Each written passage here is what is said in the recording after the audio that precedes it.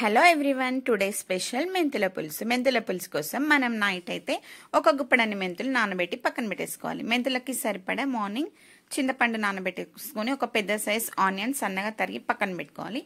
ఈలోపు మనం స్టవ్ వెలిగించేసుకొని కడాయి పెట్టేసుకొని 2 చెంచాల ఆయిల్ వేసుకొని జీలకర్ర ఆవాలు 2 పచ్చిమిర్చి కొంచెం గుప్పడంత కరివేపాకు వేసుకొని నానబెట్టిన వాటర్తో సహా మెంతుల్ని మనం ఆయిల్లో వేసేసుకొని పచ్చి వాసన పోయే వరకు చక్కగా ఫ్రై చేసుకొని ఫ్రై అయిన తర్వాత మనం తరిగి పెట్టుకున్న ఆనియన్స్ కూడా వేసుకోవాలి.